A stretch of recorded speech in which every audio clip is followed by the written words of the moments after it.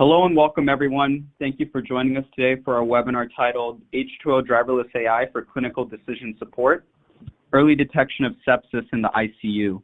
My name is Patrick Moran and I'm on the marketing team here at H2O.ai. I'd love to start off by introducing our speaker. Nikki Athanasiadou is a customer data scientist at H2O.ai with a passion for data-driven knowledge. Coming from a PhD on the microscopic universe of biomolecules, Nikki is bringing scientific thinking to real-world big data. Nikki has experience in healthcare, among other sectors, and loves to work in interdisciplinary teams. Her proudest moments are winning the Young Biochemist Award by the British Biochemical Society and the Open Data Science Project Award from the Office of the Mayor of New York City. Before I hand it over to Nikki, I'd like to go over the following housekeeping items. Please feel free to send us your questions throughout the session via the questions tab in your console. We'll be happy to answer them towards the end of the webinar. And this webinar is being recorded. A copy of the webinar recording and slide deck will be made available after the presentation is over. Now, without further ado, I'd like to hand it over to Nikki. Thank you, Patrick. Hello, everyone. Today, we're going to spend together the next hour talking about how driverless AI can be a clinical, can be used as a clinical decision support tool with a specific use case of early detection of sepsis in the intensive care unit. But before we start diving in the details, there are a few concepts there to unpack. First of all, perhaps not everyone is familiar with what clinical decision support means. So attempting a broad definition, a clinical decision support is any patient-focused, computerized alert, reminder, or clinical guideline that aims to provide health outcomes and improve health outcomes and enhance healthcare-related workflows. And as science fiction-y as this might sound, we already implementing clinical decision support, at least in the US. So this is data from the George Washington University, where physicians were asked to assess how they're using electronic health records and what benefits they see from that. So we see here, by certain of their answers, this falls perfectly into the definition of clinical decision support. So the digital transformation that has been happening in, at least in the US the last decade in healthcare, already has helped implement some basic clinical decision support systems, which are, however, primarily rule-based. What can AI offer to these existing solutions is very interesting. First of all, let me show you this slide that's taken from a meta-analysis of the literature showing the amount of research and patents approved for AI applications in healthcare and diagnosis. And I want to say here, of course, the volume of publications is not indicative of the feasibility. However, I take here the fact that there is a bias for positive results in publication as something helpful to interpret this diagram showing that actually there is a lot of opportunity for successful AI, predictive AI application in CDS and in healthcare in general. And with that, we would mean clinical aids for the prediction, diagnosis, and prognosis of disease, as opposed to simply applying rule-based alerts. So possible new use cases for CDS, AI-enabled CDS, are first of all enhancements. And these are some of the CDS application we saw in the previous chart. For example, alert to clinical lab value could be improved, enhanced into actually predicting and alerting a risk of a high lab value before it happens. And similarly, alert to a potential medication error is actually recommending the precise pharmacological dose and or strategy, something that actually starts touching upon another concept very closely related, which is personalized medicine. We also have from the previous chart alerts and reminders to provide preventive care. Now with AI, it's possible to actually recommend specific preventative steps to take for specific detected high risk, of course, after further validation of their efficacy. But it's not only enhancements of what is already happening in hospitals and practitioners' offices. It's also new use cases. A very important new use case is actually the diagnosis of disease. It has drawn a lot of media attention recently because FDA has approved already various AI software that are doing exactly that, primarily through the use of images in radiology. What I'm going to be talking today is a prediction of disease risk, which is more specifically related to clinical decision support, since in clinical decision support, we don't want to diagnose, the goal is not to diagnose disease, it's to assist physicians and alert physicians to the possibility of the risk of disease. And this is a very important differentiating factor of clinical decision support that always requires the final say is from a doctor.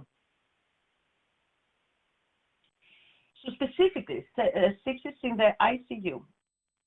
Sepsis is a very serious condition that can result in death, and the main cause is systemic infection in the blood or other tissues, which can result in malfunctioning of various organs, septic shock, and as I said, even death. And actually, in the US, at least 250,000 Americans are dying from sepsis every year, and the numbers are comparable across the Western world and other parts of the globe. The diagnosis of sepsis is primarily performed through the SOFA score, sequential organ failure assessment, that happens in real time in the patient that shows worrisome signs of something going wrong. And there are 8 in total physiological and clinical data points that roughly describe various respiratory function metrics, blood tests and blood pressure, as well as neurological assessment. Coma is and brain function is also something that is being assessed. So a lot of sepsis incidents happened in the ICU. Intensive care unit is a very busy place where doctors see on average 13.5 thousand patients daily in the US. The average length of stay in ICU is 10 days, but this can be very short, less than 1 day if it's just a routine checkup of sorts, or much longer. And of course, directly proportional to the length of stay is the cost of hospitalization. Here you might notice that day 1, the associated costs of first day of hospitalization in ICU are higher. This is because of mechanical support that's typically needed in these cases. Now, in ICU alone, almost 30% of the patients will show sepsis signs. And of those, 1/3 is sepsis acquired in the ICU, which means the reason of the ICU admission is not sepsis, but it's something that happened after admission. What is very worrisome is that mortality rate in patients with ICU-acquired sepsis is about 25%. And here I also mention, based on literature, there is a percentage of deaths associated with post-acute mortality rate, but here I have it with a fainter font because the causal relationship still remains to be shown. And of course, the appearance of sepsis in a patient dramatically increases the length of stay of the patient in ICU. This length of stay is typically called the ICU LOS. And we're going to see it as a variable in our data set just in a minute. What is very interesting, an analysis in American hospitals of the AUC ROC predictive ability of the SOFA score in ICU is only 0.74. as opposed to other clinical settings where it's 0.84 or around 0.84. So now I'm going to go to the main part of my talk today, and I'm going to talk specifically about how we can use driverless AI for the prediction of sepsis incidents in the ICU. I like to start with the problem statement. The goal is to detect sepsis using physiological data that are typically available in the ICU, so that this paradigm can be, and the knowledge derived from this paradigm can be transferred to real case scenarios. And to do that 6 hours before clinical diagnosis would typically occur, so that the physicians have enough time to address the problem. I'm using data that have been recently released from the PhysioNet, which is an organization that supports computational medicine and has been founded under the auspices of NIH in the US. And many premier academic institutions are contributing to the research being conducted within the organization. The dataset contained a couple of dozen of variables, which can be roughly grouped into vital signs, demographics, and administrative information, such as whether the patient had been hospitalized before or it was a direct to ICU entry, and for how long the patient has been hospitalized. EQLOS here is that word that indicates length of stay in ICU, as well as laboratory values. And of course, whether for the specific patients we have a detection of sepsis or not. The one thing I want to mention is that here I have highlighted with blue letters, I hope it's clear in your screen which those values are. These are values also taken into account in the computation of the SOFA score. And this is something very important for AI-assisted clinical CDS, that we are not ignoring the knowledge and the common practices that have been established over decades from physicians and researchers, but we work with them and we try to incorporate that knowledge into our new models, something that is also gaining some traction in terms of interpretability and machine learning explainability, which we're going to talk a little bit about later, as I promised. I'm going to give a broad overview of the tool I'm going to be using. Is H2O's Driverless AI. It is an AutoML platform that performs various typical operations in machine learning experimentation and training and optimization all in one automatically.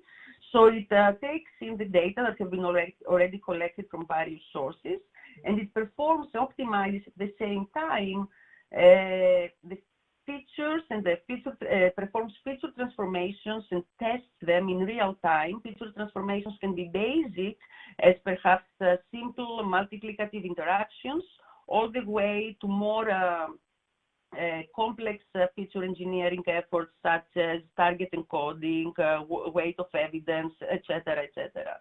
At the same time, it optimizes the hyperparameter, it searches the hyperparameter space and optimizes for that. And it searches across a variety of models during the highly iterative process. At the end, Driverless produces a model, a trained model, that can be easily deployed for scoring of new data, as I'm going to show you in a second.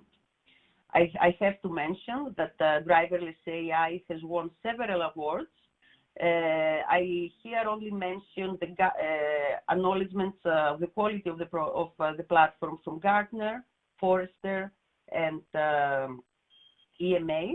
But below here, I have a full list of, I have a link to the full list of the awards that Driverless AI has won. If you need more information about driverless AI, you can start by going to the recent talk from Nicholas on a general overview.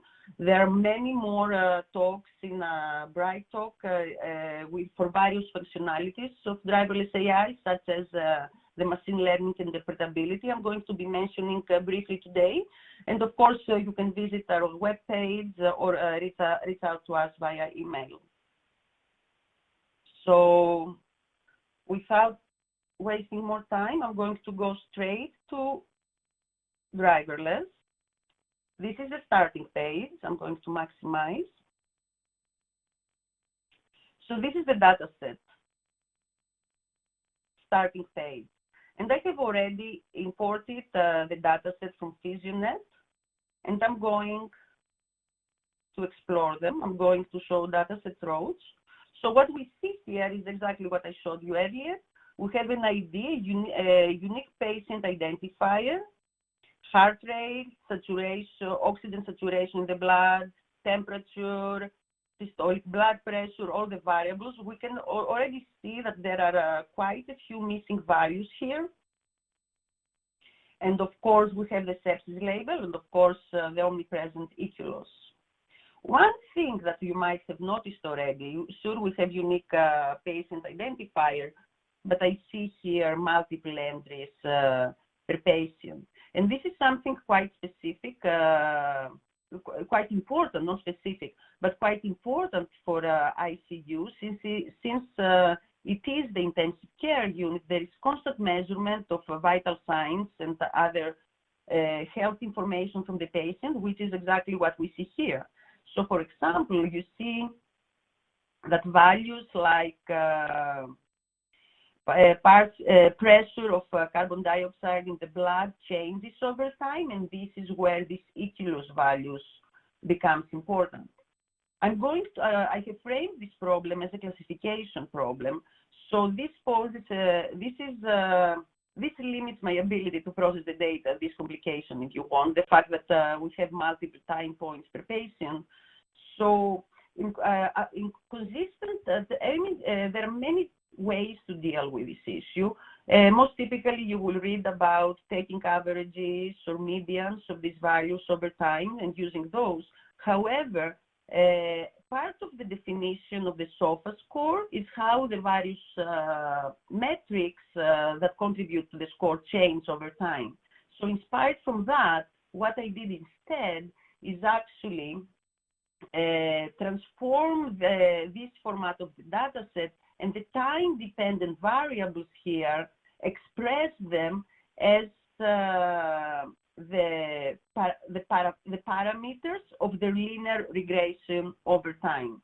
And this is something we can easily do in driverless by clicking Modify Recipe, upload the recipe. I have already written the code. It's here, named ETL. And here I have, as you see, two functions. First of all, I'm a function that is returning various summary descriptions of the time-dependent features per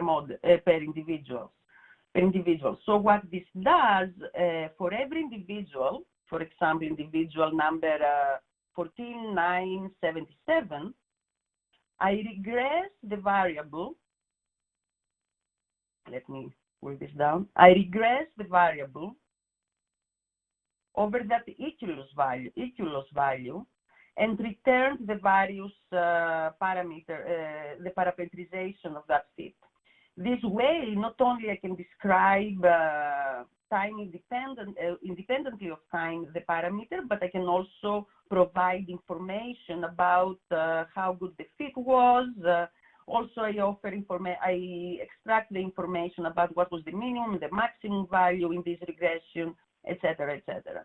The other thing, of course, I'm doing is identifying the invariable features such as age or outcome or the time the patient has spent in the hospital before admission to ICU as the constant variables. I'm not going to do that now because in my test set I have around 20,000 patients. This would mean 20,000 regressions. and which in the past has taken around half an hour. I don't want to have you guys waiting for half an hour for all these linear regressions to run, so I'm going to cancel. I have actually pre-run this, and this is now the formatted dataset. I'm clicking on details again, dataset rows, and again now you see how actually for this AST, which is the aspartate transaminase measurement. This is a blood test. We now have the first value, the intercept, the last value, the maximum mean, etc., R square of the fit, p-value, all these things. And the good thing is that because of the approach driverless takes, I'm not worried too much. Of course, I have a lot of observation, a lot of patients. I don't worry too much about the feature space. With this transformation, now my feature space from a couple of dozen has expanded to 400, but driverless is capable of actually performing the elimination of features with no information content. We're going to see that in real time. And finally, what I have is the target here, which is whether the specific patient was diagnosed with sepsis or not. And just to verify, now we see one row per patient ID. An interesting thing we can do with driverless is also check the statistics. Of course, the patient ID is a uniform variable, but then we see the distribution of age. As expected, possibly older people tend to be overrepresented in ICU, in the hospitalization in general. An interesting thing I want to show you here, and these are a lot of variables I know, is the target distribution. This is actually a highly imbalanced data set, which is not unusual when we're dealing with disease being an outcome, because as we can all probably understand and feel for, thankfully, most of us are healthy, and only a few of that exhibit any particular disease. So here, the actual ratio is about 7% of patients with detected sepsis.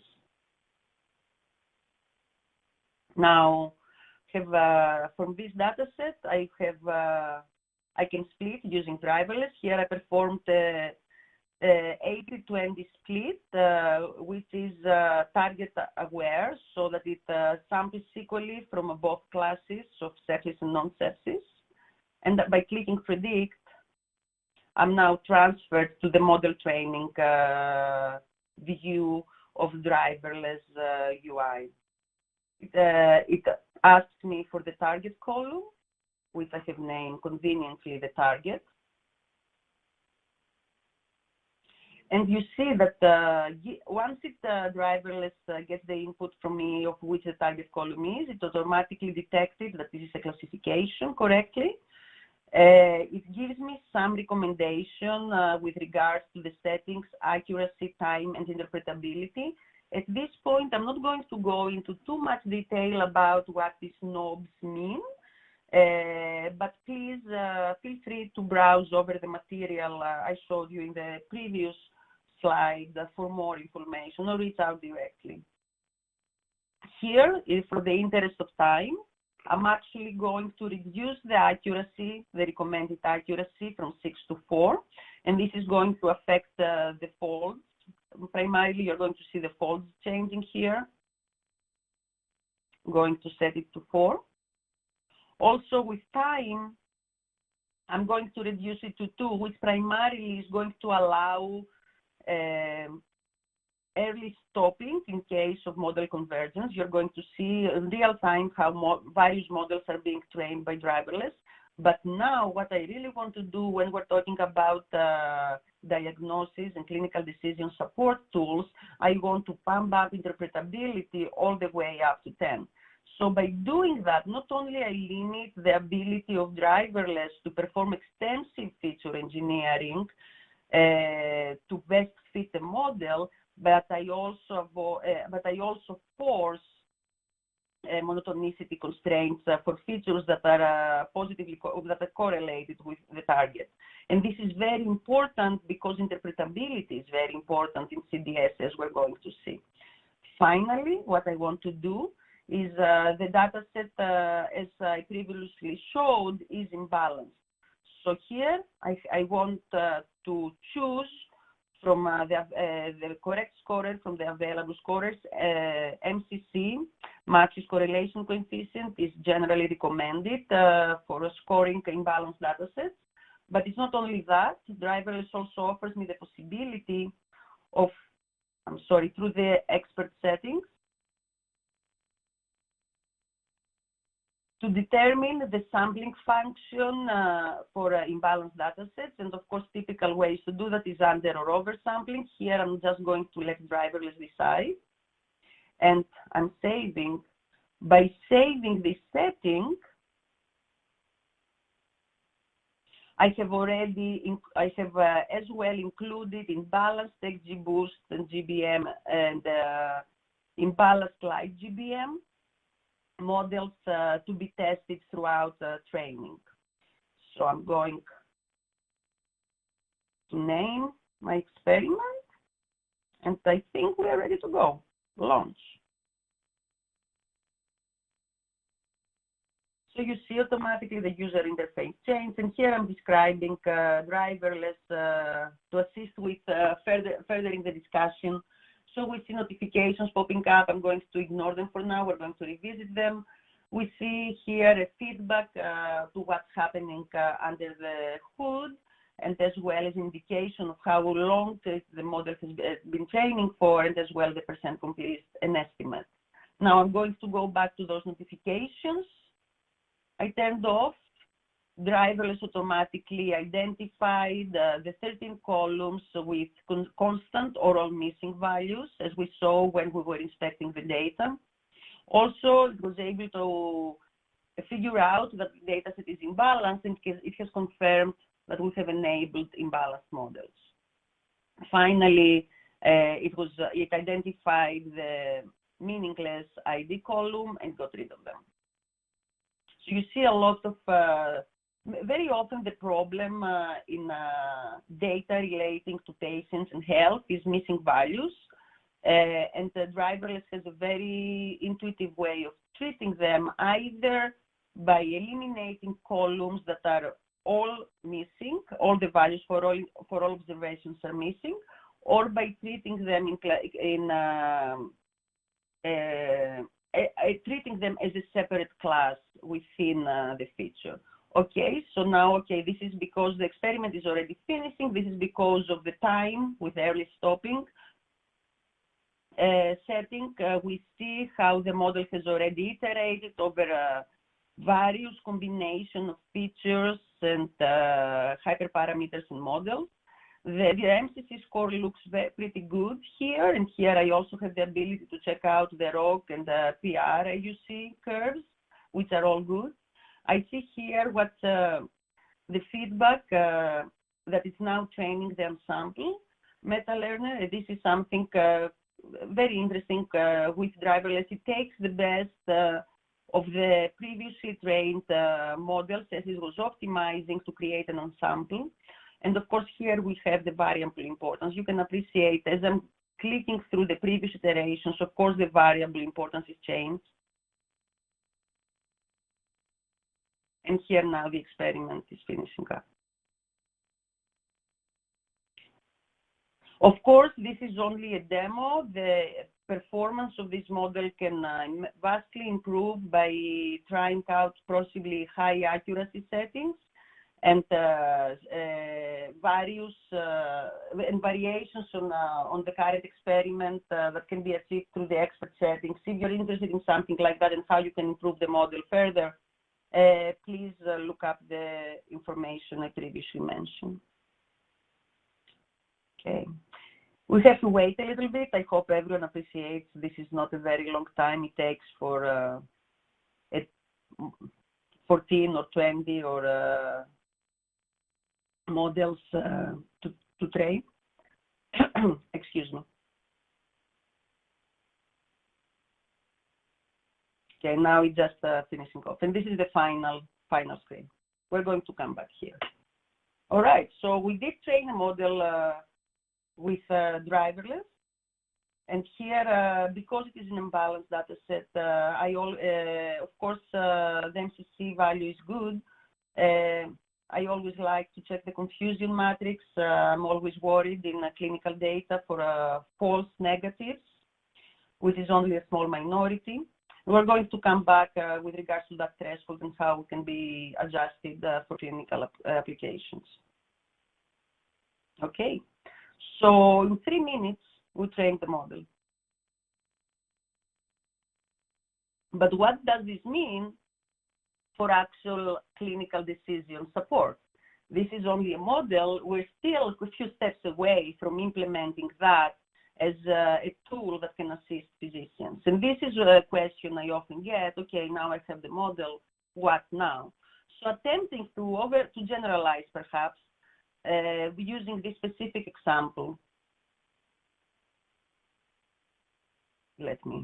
Sorry, I spilled the beans there. So here is where we are. So using historical data from a hospital, and we use the driverless AI to train a model.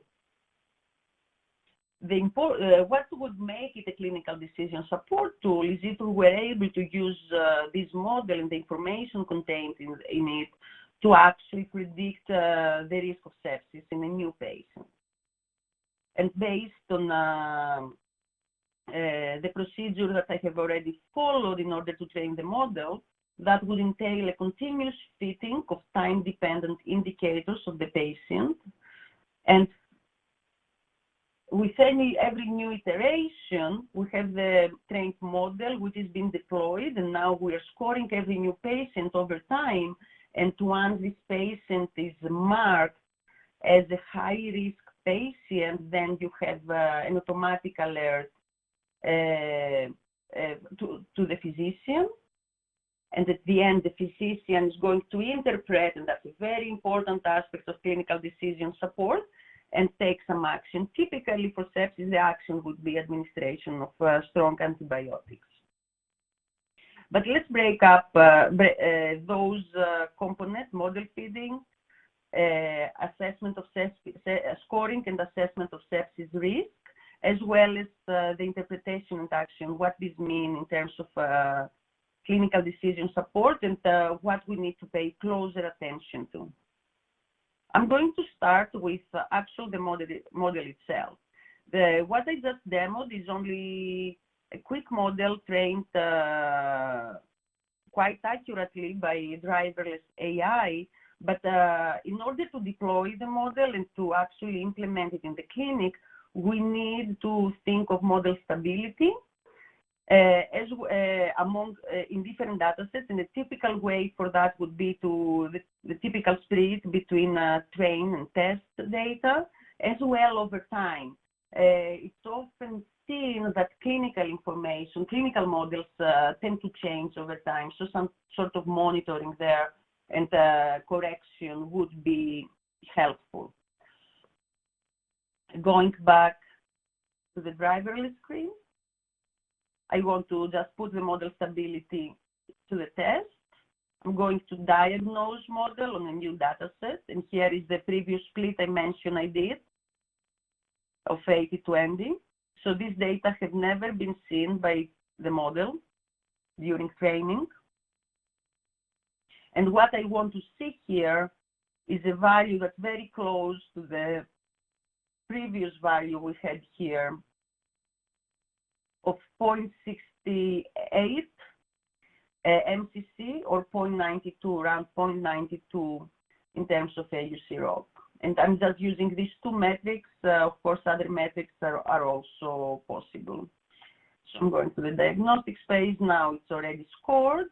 Driverless scored the new data set, and I see indeed comparable, very comparable values, perhaps a little higher. This could be part of the confidence interval. As you saw, this is a single model. Ideally, I would have a model stability also assessed via multiple splits and performing confidence intervals for which we don't have the time in this brief demo. Okay, so this is the typical testing of a model done through driverless. And of course, the same can be done with new data over time. Of course, something that's not driverless specific, but I have to mention when we're talking about healthcare data is to consider whether the information is coming from a single location or where we want to deploy the model in a single location, or it's more of a universal model that aims to address sepsis throughout all organizations, all ICU units in the States at least. And this is very important because since the early days of the EHR digital transformation, one thing that we have seen is that there is some drift, if I can use this word for features, between different locations. And there are many ways to interpret that, of course, many ways to understand why, from different calibration of instrumentation in different locations, from the fact that there are different doctors in different environments, even the environmental impact in health that exists, we all know, in various locations. All these things affect the baselines, and at the end of the day, how the model is going to be trained. So briefly, to unpack the whole thing, if we're interested in deploying a model in a specific hospital, then I believe, and this is of course up to further discussion if someone wants to, that there's no reason to train a model that is universal. But if, for example, you're a software company and you want to build a diagnostic tool or a clinical decision support tool that will be applicable throughout the country, then you have to think about a more universal data set as well. Of course, another thing I have to mention here, in the case there are any physicians listening to this talk, and I certainly hope there are, is that I never had as an input the effect of received medication to the result. And this is very important because, for example, if for sepsis, it's very important to measure blood pressure. It's also important to know if the patient has received medicine to regulate blood pressure.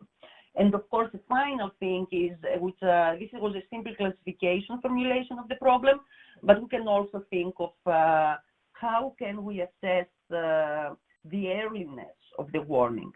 In the specific formulation of the experiment, all occurred is that at least 6 hours before diagnosis, I'm able to predict sepsis. But it would be also interesting to assess how my predictive ability changes over time removed from diagnosis, if that makes sense. Okay, so the next thing is scoring, deploying the scoring pipeline for the new patient, and this is actually done very intuitively and very easily in driverless. Let me go back to my experiment. It's all done from there. We see here model deployment, either local or cloud. It's single click, as well as download the Python scoring pipeline for those who are die-hard Pythonistas, but also the more intuitive, it downloaded, and quicker for startup Mojo scoring pipeline. This is a Java scoring pipeline that the engineers that are possibly in the audience might be happy with that.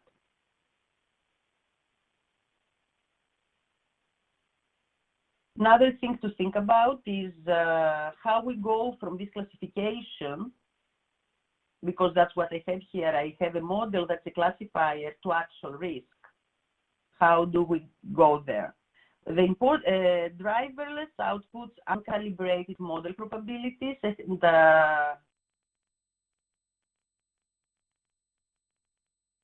download predictions. We can see that here. I can download the predictions and include at the same time the ID and the actual known outcome of the patient, so we can compare. These predictions are downloaded.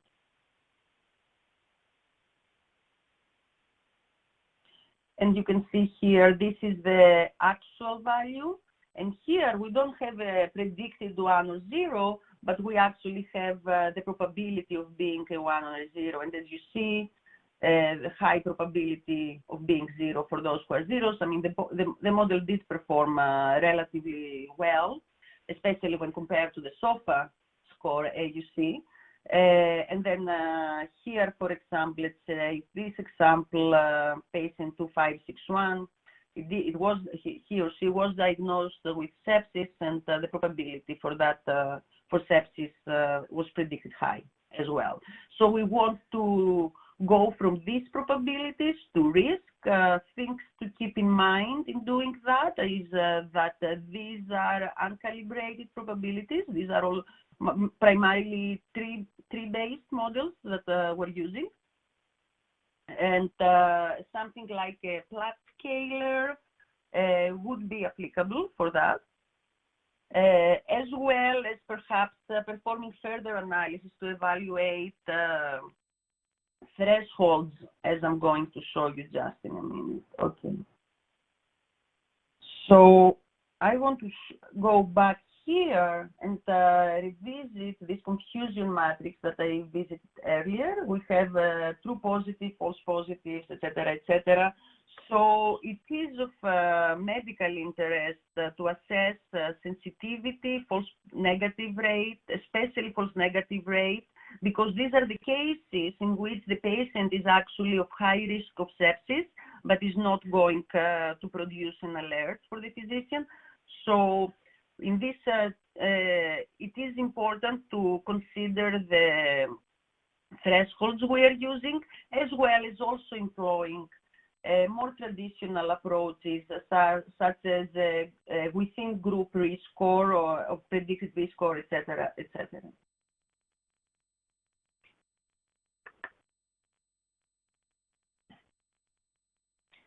Finally, we have this part.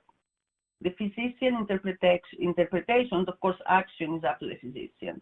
What is part of the data scientist's job, however, is to provide interpretations of the results so that the physician can assess the actual recommendation of the CDS. And here is an example. I have actually the first FDA-approved diagnosis, AI-assisted diagnosis tool is Pantex, and this is not an advertisement. I think it's a historical event for me at least. We have this first FDA approval less than a little more than 2 years ago, and since then more than 30 patent FDA approvals have been awarded to even more software for clinical diagnosis, AI-assisted diagnosis. What I think, what I wanted to point out is that even this FDA-approved diagnostic tool and not a clinical decision support tool, it's much more, the definition of a diagnostic tool is much more strict and requires much more control in order to avoid using a physician's opinion altogether, is that even here, they are offering some explainability modules. For example, they're showing the most similar cases for the currently selected features or the distribution of the lesions in the similar case database that they carry. The green being benign tumors, yeah, this is a tumor diagnosis tool, and red being malignant. And here we have, here we have where this specific patient is sitting. So given the information, the physician can also make the decision for themselves. I want to go back to driverless and talk a little more about explanations as we offer them in driverless. I'm going to interpret this model. And this now opens a new screen where a lot of things are happening under the hood. Surrogate models are being trained, and more interestingly, Shapley values, computationally intensive Shapley values are being calculated. Might take a second, and because I see we're running a little late, I'm going to go to the interpretation I ran on the previously trained model with exactly the same data. So I'm going to go straight to Shapley values. And here we see the global Shapley values, which are the average of the absolute Shapley values across the observation for every feature, and these are ordered in order of value. And I'm going to go to a specific, I know from previously, from the diagnosed data set, for example, we have a new patient and he was scored as high risk for sepsis.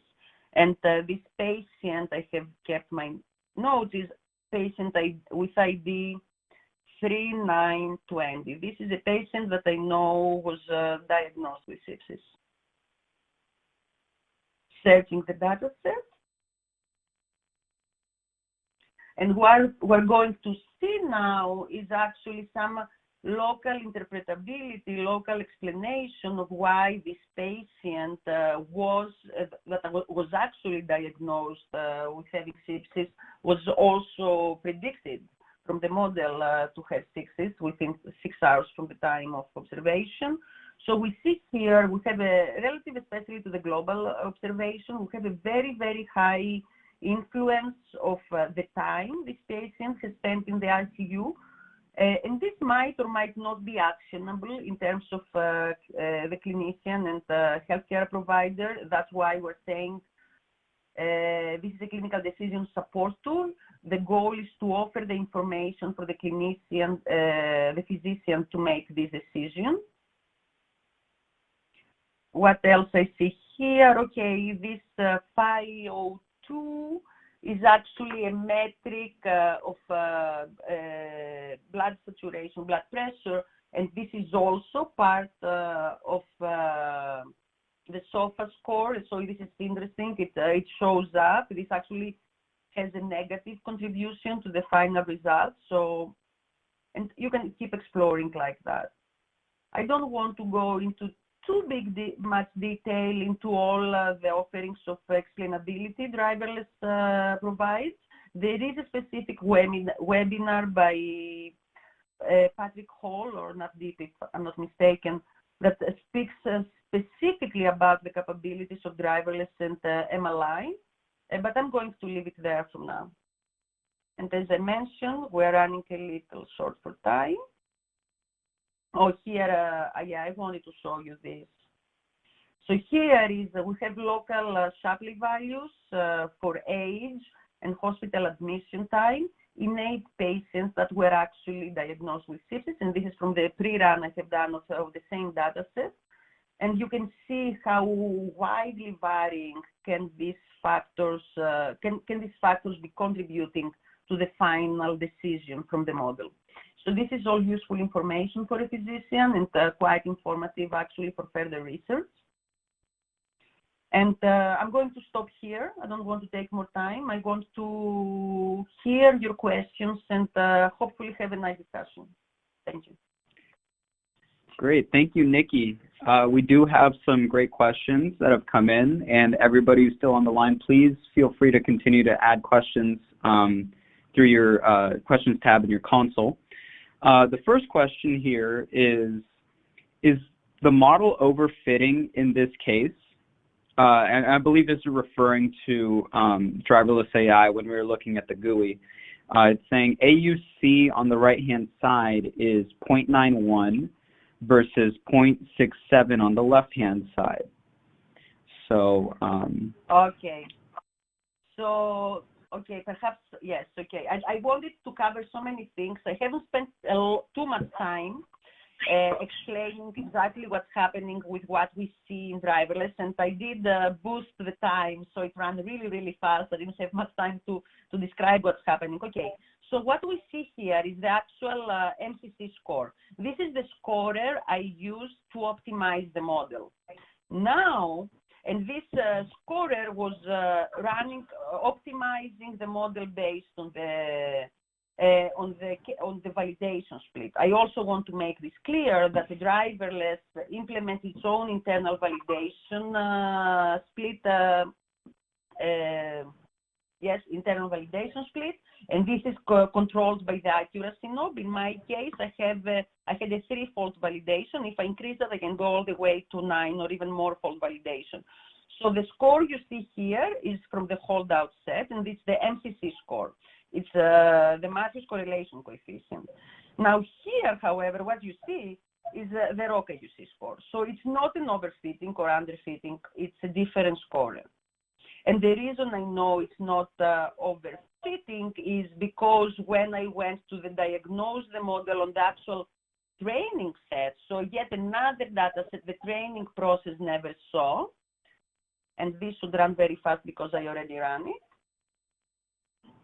You see that the scores are very, very comparable to what I saw, and they could easily be falling. That's what I mentioned earlier, to the confidence intervals that we should have calculated. We never had the time for this model.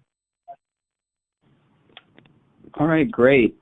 Our next question is about the ability to attach the Python code recipes. Yes. Where the question is, you used one to prepare the data in ETL. The PhysioNet 2019 competition had a very special performance metric, utility function, which applies a varying reward penalty for correct or incorrect predictions, etc. How can you code that into Python, or how can you code that in Python and make driverless AI use the code to compute loss? So yes, indeed. I kind of alluded to this specific issue that was part of part of the PhysioNet competition. I was not building this model to compete in the PhysioNet, but this is the time. So the PhysioNet scorer wanted also to optimize for the earliest predictions possible and wanted to penalize wrong predictions. I think that was the scorer they wanted in the actual competition. It was this component of time, and I highly recommend. I think it's a very good idea, especially when we're talking about real-time saving lives. Now, going back into how I could incorporate it into driverless, this is actually very, very good question. So let me go to experiments, and I'm going to start a mock experiment just to demonstrate how we can do that. And again, I'm going to just do the sepsis data set. And I need to select the column, the target column, otherwise driverless will not like me and not talk to me. So now we have everything, right? So one thing we have here is upload custom recipe. So a custom scorer, like the one required by the PhysioNet challenge, can actually be uploaded as a custom scorer. We have a repository that is publicly available for everyone to use and to inspect, where we have here scorer. And we already, internally in the H2O team, we are offering various scorers that we have written here. So this is the template of how you would write that scorer in Python. Of course, this is the F3 score, so the math here is for F3 calculation. You would need to implement the specifications of the PhysioNet challenge. And then, of course, okay, you route the code. How do you make driverless see it? It's actually very, very easy. So you can upload a custom recipe. If you want to actually use this one, you can do it. All you need to do, if it's a scorer that already exists, load custom recipe from URL and save. I'm not going to do that now because I don't want to waste time. I want to hear as many questions. It's going to take a few seconds, hopefully perhaps minutes, to run some confirmation quality tests that the recipe is good. But also, this is the open source, right? This is if you have a recipe somewhere online. If it's something you personally built, like previously, okay, this is the previous example, but you can load it from your local system. And now I'm going to custom that. Okay. All right. Great. So the next question is about feature engineering. Can you download the code of the feature engineering from driverless AI? You cannot download the code. I mean, the code of what are the engineering steps? I will assume this is the question. If perhaps the person who asked can clarify the code of the engineering recipe. Yeah, maybe we'll wait a minute or two to see if they want to clarify. And then got another question here asking, has this ever been attempted in a similar way with real clinical data, not an experimental data set? Yes. Actually, yes. So where do I start? This is very exciting. So one main limitation of why we have not seen as many implementations of these tools, but we're now starting to see, right, with the radiology images, has been the slow process of digital transformation in the healthcare space, especially in the US. There are, surprisingly perhaps for some, other countries, especially Scandinavian countries, Finland and Sweden, that have been way ahead in the game of AI, FCC diagnosis and CDS. And they have even implemented certain diagnostic tools in the clinic because they have, I think, a 90% coverage of the population within these, their own electronic health records. Now, in the US, there's no widespread implementation. A lot of it has to do with the fact that it took a while to join the data in the US live in silos. Fortunately or unfortunately, this problem has now been overcome. And yes, I can say, like, I actually had personal experience, not with sepsis prediction, but actually with prediction of obesity in children. And that was work I did back in NYU in an academic setting. And there we had ready access to electronic health records from various locations, because also NYU Langone, the hospital, owns various locations. And we were able to build a very good predictive model for obesity for children with real data, predicting obesity at 5 at the age of only 2 years old. So giving plenty of time to the attending pediatrician for intervention and improvement of habits. So we cannot have this risk for this child. All right. I see one more question here, just asking if you can share some of the features used or any additional documents. Features used. Yes, okay. So here, in my experiment, I had set the interpretability to 10. So first of all, let's say in regards to features, I don't expect a lot of feature engineering to happen, right? So one way to see the features that were used is, I don't know, it's experimental. I'm going to attempt to do that. Sometimes the zooming. So yeah, this is the whole model pipeline, right? So now I'm going to try to zoom in. It's a big model pipeline. So, okay. Yeah, this is still being improved by the team, but I find it fascinating that I'm able to look so intuitively into the model and understand what's happening. Of course, this is not a very complex model because interpretability was bumped up all the way to 10, which means linearity constraints were applied, were found. So here you have the features used in the model. You can see them through here very easily. And I kind of like this view of the model. Not always you have the ability to have this bird's eye view. Very cool.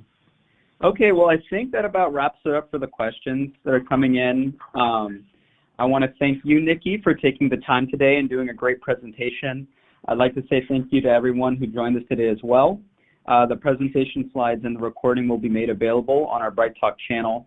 And we hope you have a great rest of your day. Bye, everyone.